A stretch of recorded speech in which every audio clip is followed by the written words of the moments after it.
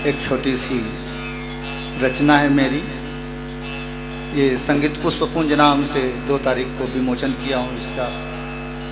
इसी में से फुलवारी प्रसंग पर राम सीता प्रथम मिलन वहीं पर का एक चित्रण किया हूँ मैं। इसी को मैं राग भीम पलासी एक ताल के माध्यम से आप लोगों के समक्ष प्रस्तुति देना चाहता हूँ।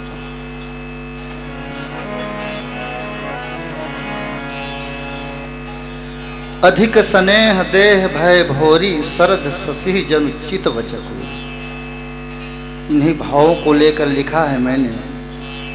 चितवन रघुनंदन की निरख चकित चंद्र बदनी, चितवत विभोर जैसे चंद्र को चकोरनी। सावन के श्याम वर्ण उमगी मेघ देखी हरसी, पंखिया हिलोर मारी नाचे मोर। जिस तरह काली घटा को देखकर मोर मोरनी पक्षी जो है नाचने लगती है, इसी तरह श्याम वर्ण भगवान राम के छवि को देख करके सीता जी के मन रूपी जो मोर मोर नाचने लगते। सौंदर्य नील कमल दलन वदन हस्ती समसुंदन भुज, केक पक्ष पुष्प गुच्छ शीस पै सुहावनी। पीत गात लघु भ्रात धनुही कर दो साथ, सिंह तेज सी ललाट देखत लुभावनी। काशी सी प्रेमातुर पुलकित मन मोद भरे, ललकी ललकी हुलसत ही सिंधु सम हिलोरनी। स्वाति के बुंदन में सूर्य का प्रकाश भी ने, हरित भूमि पात ओढ़ी मुतियन की ओढ़ने।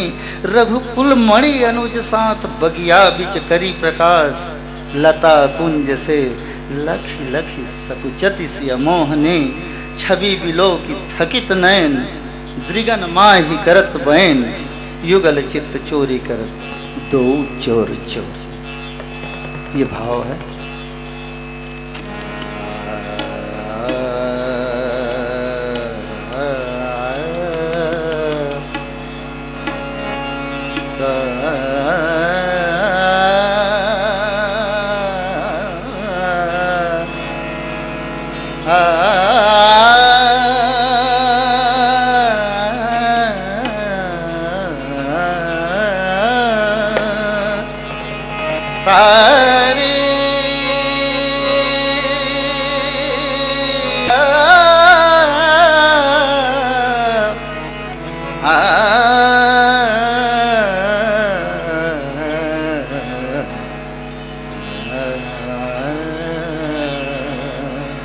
चितवन रघुनंदन निरखि चकित चंद्र बदनी।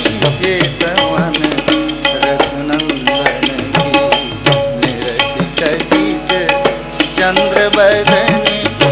चितवत विभोर जैसे चंद्र को चकोरनी।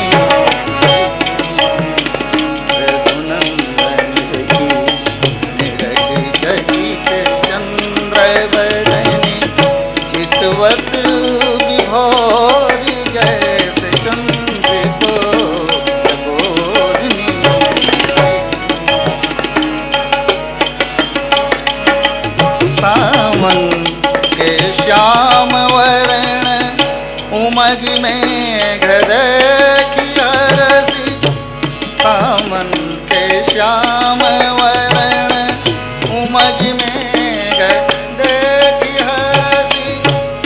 पखिया हिलोरी मारी, पखिया हिलोरी मारे नाचे मोर मोरनी।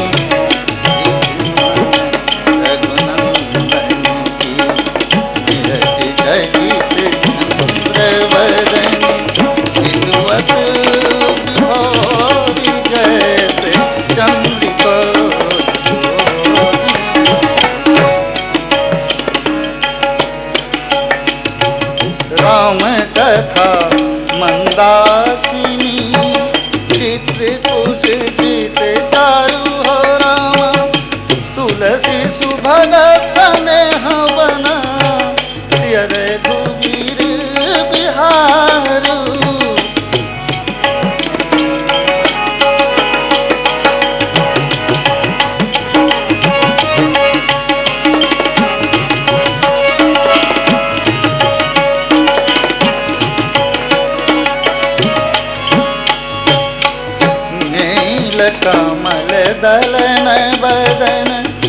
हस्ती समय सुंदन भुज के पक्ष पुष्प गुच्छ शीस पर सुहावनी पीत गात लघु भ्रात धनु ही कर दो साथ पीत गात लघु भ्रात धनु ही कर दो साथ सिंह तेज सी ललाट सिंह तेज सी ललाट निरखत भावनी एक मन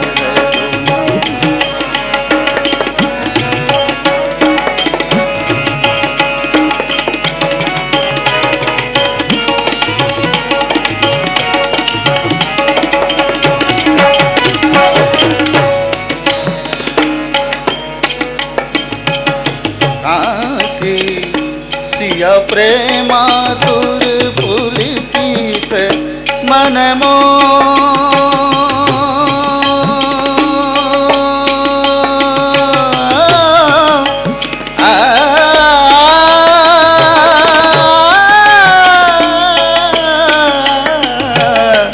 काशी सिया प्रेमातुर पुलकित मन मोद भरे ललकी ललकी हुलसत हिया सिंधु समहिलोरनी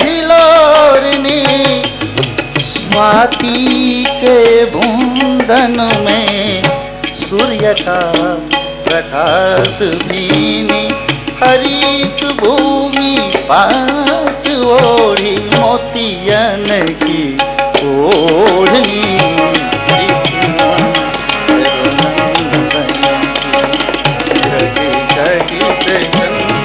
बदनी इकवत विभोर जैसे चंद्र को चकोरनी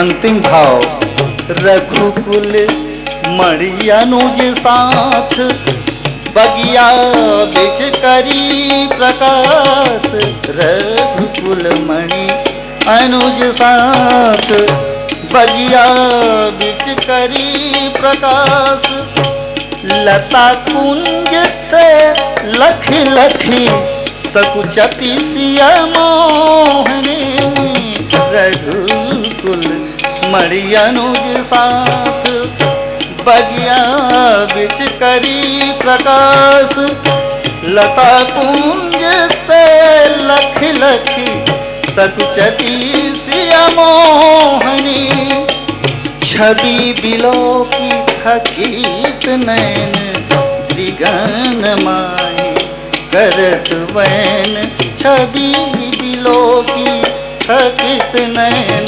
द्विगन माही करत वैन युगल चित चोरी करत युगल चित युगल चित चोरी करत दो चोर चोरनी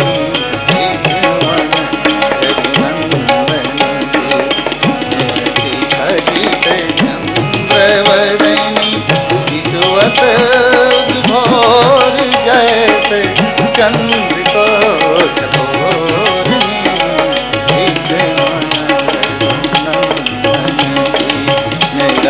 चकित चंद्र बदनी हितवत भोर जैसे चंद्र को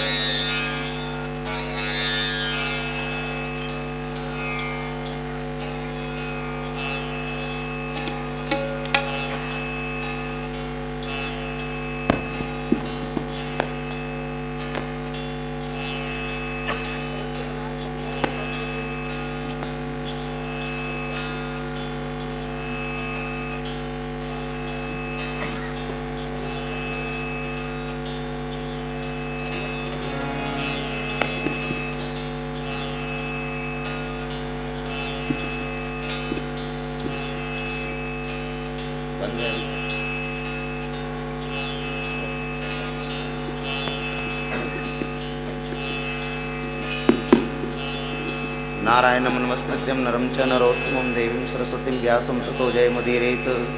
वसुदेवसुतं देवं कंसचाणूरमर्दनं देवकी परमानन्दं कृष्णं वन्दे जगद्गुरुं। लोकाभिरामं रणरङ्गधीरं राजीवनेत्रं रघुवंशनाथं कारुण्यरूपं करुणाकरन्तं श्रीरामचन्द्रं शरणं प्रपद्ये।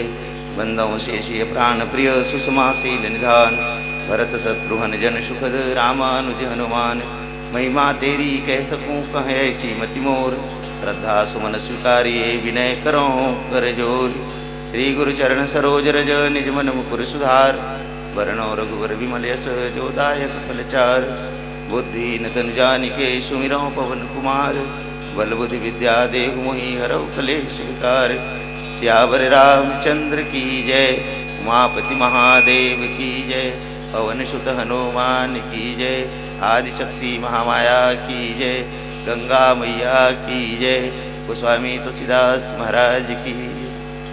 परम पूज्य आचार्य जी वंदनीय विद्वज्जन समादरणीय आध्यात्मिक पिपासु रसिक वृंद कृपा मैया माताएं आइए उपलब्ध क्षणों का लाभ उठाते हुए इस कथा प्रसंग के माध्यम से जीवन को एक दिशा देने की प्रेरणा प्राप्त करें।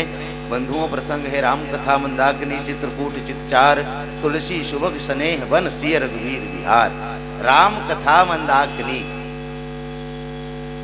राम की कथा मंदाकिनी है और गोस्वामी जी ने मंदाकिनी के परिणाम बताए अपने इस ग्रंथ में कि मंदाकिनी मज्जनति हुकाला और राम दरस मुद मंगल माला। मंदाकिनी मज्जन तिहुकाला, मंदाकिनी में मज्जन करने वालों को राम के दरस तिहुकाल हर समय होते रहते हैं। अब बताइए क्या मंदाकिनी में मज्जन करने वालों को राम के दरस होते हैं कि नहीं होते हैं, इस पर विचार करें। पहले हमको ये पता लग जाए कि वो मंदाकिनी है कहाँ, उसकी गति क्या है, और जब तक उसकी गति हमको मालूम नहीं होगी तब तक लक्ष्य तक पहुंचा नहीं जा सकता। जैसे एक छोटी सी बात है, एक हल चलाने वाला आदमी खेत में हल चला रहा था। रोड के किनारे किनारे एक आदमी जा रहा था। उस हल चलाने वाले से उसने पूछा, क्यों भाई मैं यहाँ से बालोद कितने समय में पहुंच जाऊंगा? हल चलाने वाला चुप था। फिर उसने दोबारा पूछा कि क्यों भाई यहाँ से मैं बालोद कितने समय में पहुंच जाऊंगा? फिर वो चुप था। जब वो तेजी से चलने लगा तो हल वाले ने कहा 15 मिनट में पहुंच जाओगे। जब वो चलने लगा तो हल वाले ने कहा 15 मिनट में पहुंच जाओगे। उसने कहा कि अभी तक तुम चुप क्यों थे? मैं तुम्हारे पास 2 बार पूछा हूं लेकिन तुमने अभी तक उत्तर नहीं दिया। उसने बताया कि भैया तुम्हारी गति मुझको मालूम नहीं थी कि तुम चलोगे कैसे। तुम्हारी गति मुझे मालूम नहीं थी कि तुम चलोगे कैसे। यदि मैं कह देता 15 मिनट में पहुंचोगे और तुम कछुए के गति से चलते तो 15 दिन में नहीं पहुंच सकते, और यदि हवाई जहाज की तरह चलोगे तो 2 मिनट में पहुंच जाओगे। लक्ष्य तो अपने जगह पर है, पहुंचना हमको है, गति आपकी है। आप विचार करो कि किस गति से वहां तक जाओगे। इस मंदाकिनी को लाया किसने? गोस्वामी जी कहते हैं इसके लाने वाले ने, जिसके पति के साधना के बल पर, गोस्वामी जी कहते हैं इसमें जो नाम है वो विशेषण है। इस ग्रंथ का जो नाम है वो विशेषण है। लाने वाले थे अत्रि की पत्नी। अत्रि का मतलब होता है अत्रि, सर्व पाप नो अत्रायत इति अत्रि। जो सर्व पापों से लोगों को मुक्त कर दे उसको कहते हैं अत्रि। जो जगत के कल्याण के लिए, उसकी धर्म पत्नी अनसुईया।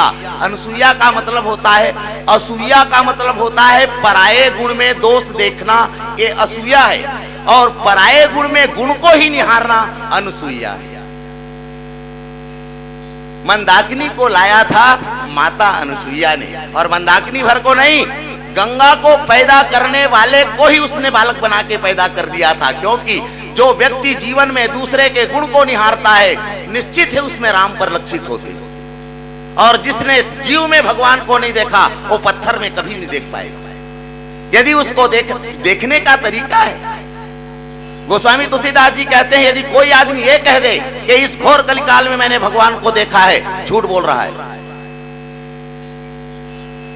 अरे जब भगवान को देखा है तो फिर यहाँ 2 कौड़ी के लिए घूम क्यों रहे हो? गोस्वामी जी कहते हैं, बाबा जी ने कहा, भगवान स्वयं कह रहे हैं इस बात को कि मम दर्शन फल परम अनुपा, अरे जीव पाव निज सहज स्वरूपा। जो अपने सहज स्वरूप को प्राप्त कर लेता है मेरे दर्शन के बाद, और यहाँ दुनिया को लोग ठग रहे हैं कि मैं भगवान का दर्शन करे हूं तो फिर भीख काबर मांगत हूं। कौन सा बात सच है? उसको देखने वाला कब कलयुग में दिखेगा वो कैसे? इसका मतलब यह नहीं है भगवान नहीं दिखता, दिखता है। कैसे? तो गोस्वामी जी ने चौपाई में बताया कि इस घोर कलिकाल में मुझे देखने के लिए अनुभव के नेत्र चाहिए, मुझे देखने के लिए अनुभव के नेत्र चाहिए। अनुभव गम्य भजय मोहि संता। जो प्रत्येक जीव में मुझे देख लेता है, प्रत्येक जीव में सब। आत्मा और परमात्मा में दूरी क्या है?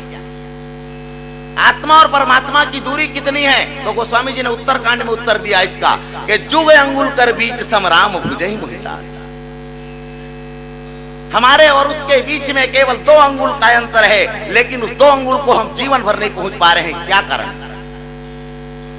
किस चीज ने उसको रोक के रख दिया है कि हम उस 2 अंगुल की दूरी को आज तक नहीं पार कर रहे हैं? जबकि प्रत्येक रोड पर लिखा रहता है यहां से बालोद की दूरी 3 किलोमीटर है। यदि आप उस रोड के देखकर और एरो को देखकर बालोद जाओगे तो क्या 3 किलोमीटर में बालोद नहीं पहुंच जाओगे?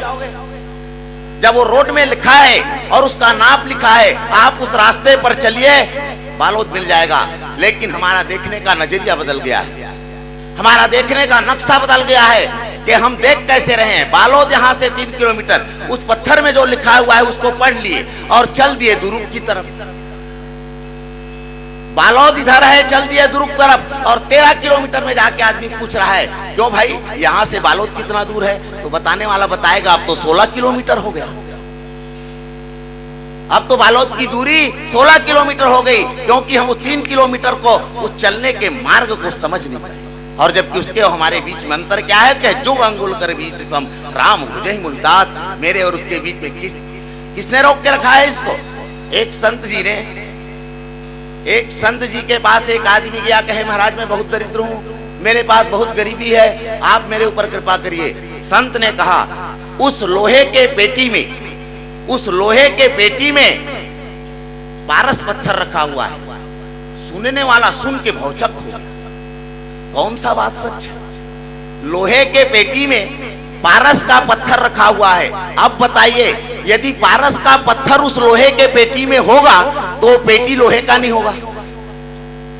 यदि वो पारस का पत्थर लोहे के पेटी में होगा तो पेटी लोहे का नहीं होगा, और यदि पेटी अभी तक लोहे का है तो वह पत्थर पारस नहीं है। उसने कहा है बेटा जा देख, उसमें वो पारस पड़ा हुआ है, देख जाके। उसने कहा जब महात्मा जी तो झूठ बोलते नहीं, क्योंकि वेश का सम्मान करो। महात्मा जी झूठ बोलते नहीं, होगा तभी तो महात्मा जी कह रहे हैं। वो जाके देखा तो सचमुच में उस लोहे के पेटी में पारस का पत्थर था। उस लोहे के पेटी में पारस का पत्थर था। जो ही पेटी को खोला तो देखा पारस के पत्थर और लोहे के पेटी के बीच में एक झिल्ली लगी हुई। वो पारस पत्थर झिल्ली में बंधाए रही से, लोहा पारस को मिले नहीं देते रही। का चीज है? झिल्ली है, वो झिल्ली नहीं मिलने देता था। उसी प्रकार हमारे और माया ईश्वर के बीच में बहुत कम अंतर है, लेकिन वो माया का जो झिल्ली है ना, वो हमको मिलने नहीं देता। और उसको देखने के लिए यहाँ पर देखो, आत्मा और परमात्मा की दूरी बहुत कम है। बहुत सस्ता बात है जी, आत्मा और परात्मा, आत्मा और परात्मा। जो परात्मा को समझ गया वह परमात्मा को, सीधी सी बात। और ये होगा कब? तो कहे राम कथा मंदाकिनी, भगवान की कथा ही मंदाकिनी। कथा का मतलब होता है जो व्यथा को दूर कर दे। और ये सब क्षमता किसमें है? तो कहे राम के कथा में। बहुत उदाहरण पड़े हुए हैं इस ग्रंथ में।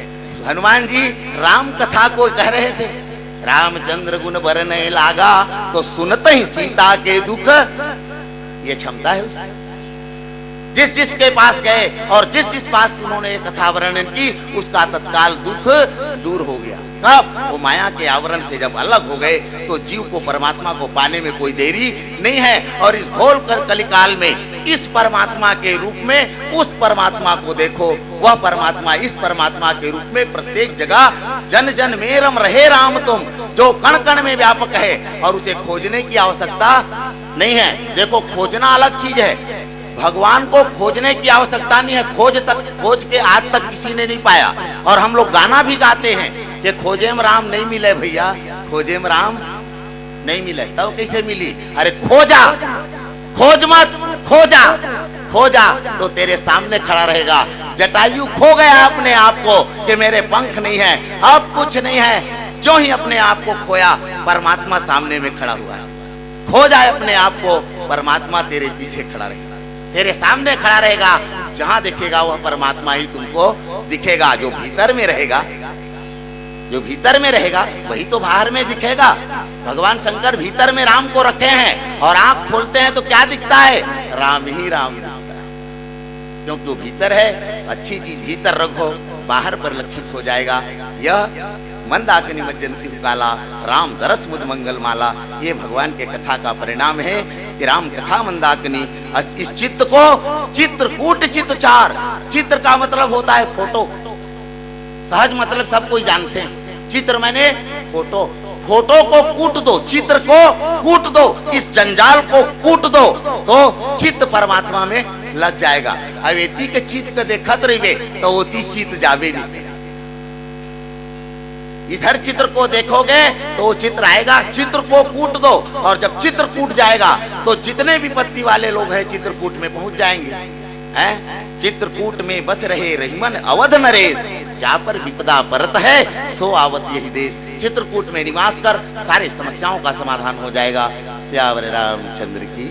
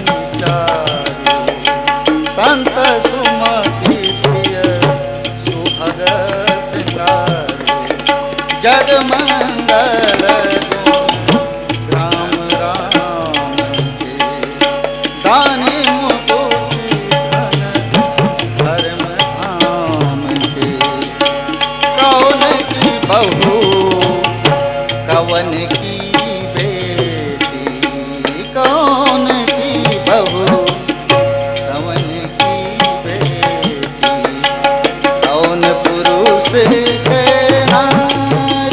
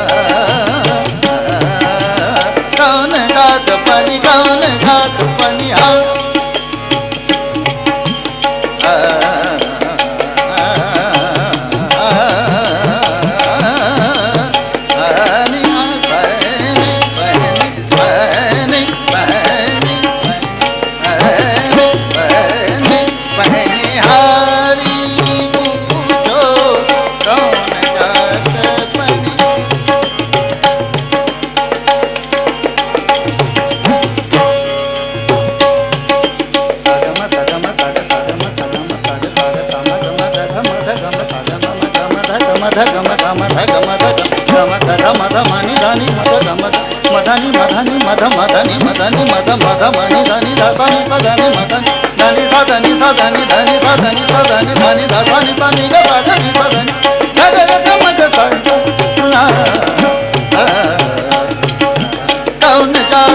कौन जात पनि कौन जात पनि हरि हरि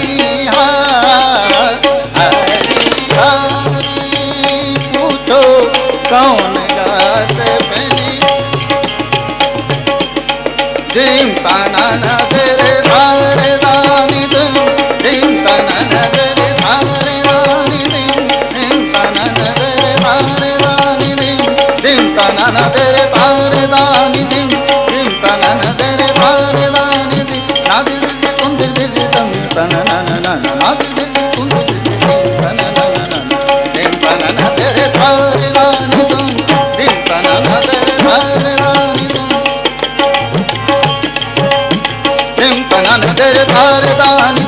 दिम ताना न तेरे धारे दानी दिम ताना न तेरे धारे दानी दिम ताना न तेरे धारे दानी ओ दानी ओ दानी ओ दानी तता दानी दानी ओ दानी ओ दानी ओ दानी दानी ओ दानी ओ दानी तता दानी तदानी ओ दानी ओ दानी ओ दानी तता दानी दीम दीम तना ना दीम दीम तना ना दीम तना दीम तना दीम तना दीम तना दीम तना ना ना ना ना ना ना ना ना ना ना दीम तना दीम तना दीम तना दीम तना दीम तना दीम तना दीम दीम तना ना दीम दीम तना ना दीम दीम तना ना दीम दीम दीम तना ना दीम दीम तना ना दीम दीम तना ना दीम तना ना दीम तना दीम तना ना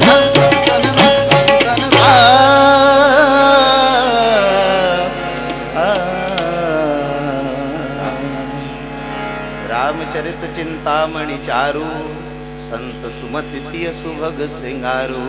रामचरित चिंतामणि चारु, चिंता मणि है, चिंता मणि है। और एक तरफ हम कहते हैं चिंता चिता से बढ़कर है, मत मानो कोई भेद। चिंता जिंदे को खाती है और चिता मुर्दे को जलाती है। जब संसार की चिंता करोगे तो सर्प है, गोस्वामी जी कहते हैं संसार की चिंता करो चाहे जिस विषय में करो, वो सर्प की तरह लहर मारेगा ही। चिंता सापिन को जग नहीं खाया और को जग जाहि न व्यापी माया। यदि संसार के किसी भी चीज की चिंता करो सांपनी की तरह लहर आने लग जाएगा, लेकिन भगवान की चिंता करो तो वो चिंता नहीं चिंतन बन जाएगा, वह चिंता मणि हो जाएगा। अपने अपने सोचने का तो ढंग है जी, आप जैसा सोच लो आप ही निर्णायक हो। मानव अपने प्रति स्वयं उत्तरदायी, आप निर्णायक निज कर्म का, पुण्य करे या पाप, वह स्वयं अपने कर्मों का निर्णायक है। भगवान ने केवल 84 लाख योनियों में एक ही योनि को विवेक दिया है, वह है मनुष्य।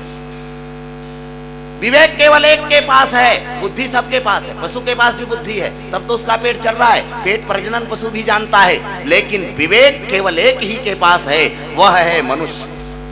और जिस दिन वो मनुष्य विवेक से हीन हो जाता है तो लोग उसी को उदाहरण, फलनवा का हाल चालेगा मत पूछगा, कैसे कुकुर है कुकुर, अरे वो तो आदमी रही, कुकुर कब ले होगा। जो ही विवेक से गिरा आदमी, सोचने का ढंग बदला मनुष्य का, पशु हो जाएगा।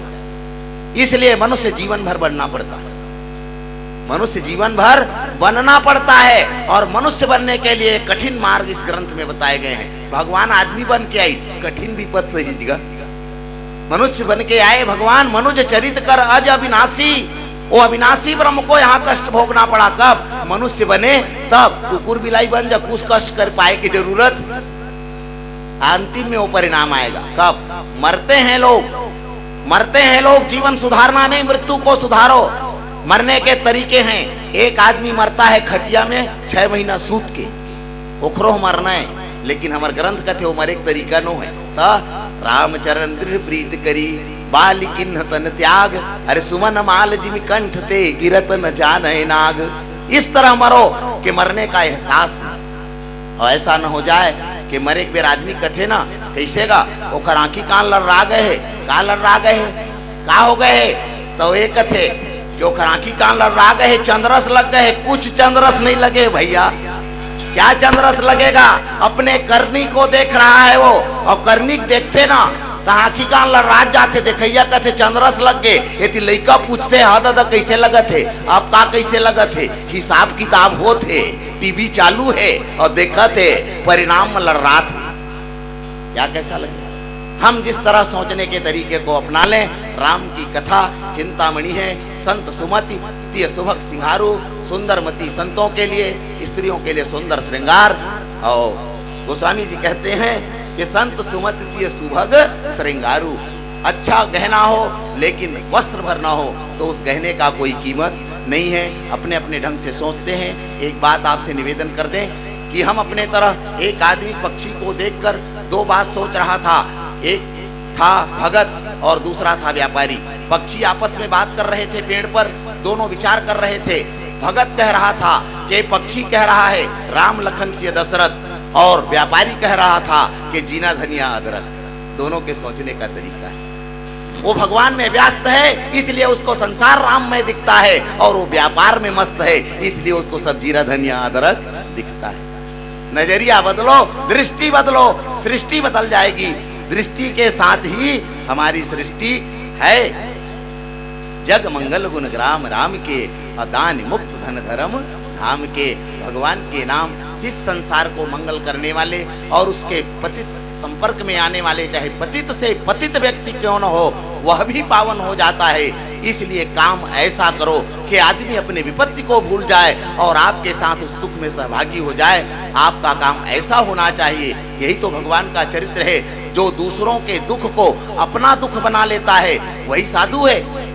और दुष्ट क्या है? जो दूसरों के सुख को दुख में खलल कर देता है वही दुष्ट है। यही तो साधु और साधु के अंतर है। कितना अंतर है? थोड़ा सा अंतर है। सब चीज में थोड़ा सा अंतर है, समझने की बात है। वो मुक्ति देने वाले हैं भगवान का नाम, और कलयुग में ऐसा आज तक अभी तक कोई पाप नहीं बना जो उस नाम के बराबर हो।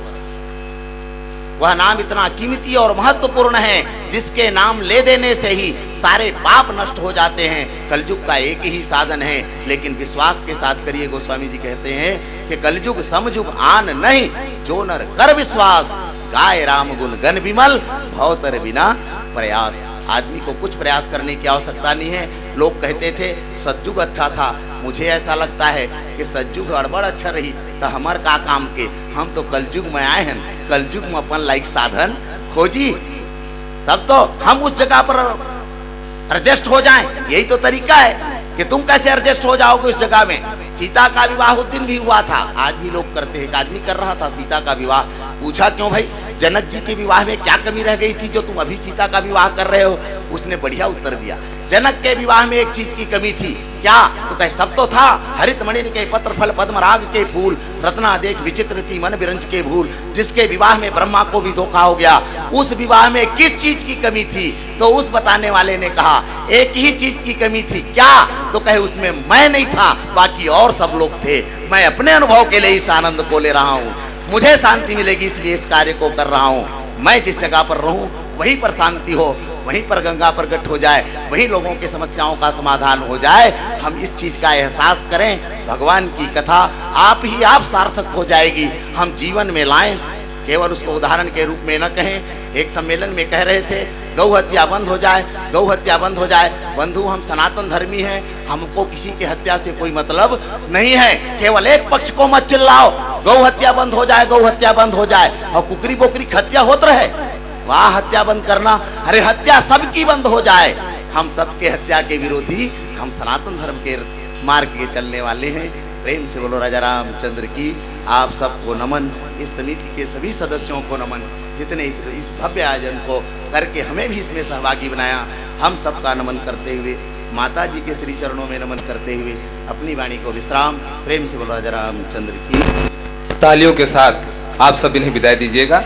बहुत ही अच्छी बात आदरणीय साहु जी ने रखी, और दूसरों के गुण में देखने वाला ही श्री राम का दर्शन कर पाता है। उन्होंने एक बड़ी अच्छी बात और कही कि जो पूजता नहीं ईमान को, जो पूजता नहीं इंसान को, वो पूज कर पत्थर को क्या पाएगा भगवान को। ये प्रश्न चिन्ह आपने छेड़ा। बहुत बहुत आभार, बहुत बहुत धन्यवाद। मैं पुनः गंगा मैया ट्रस्ट की ओर से श्रुति दीर्घा में बैठे हुए श्रोता समाज की ओर से पुनश्च आपको साधुवाद देते हुए मंच से सादर विदाई देता हूँ। पुनश्च आपसे निवेदन करूंगा तालियों के साथ आप इन्हें सादर विदाई दीजिएगा।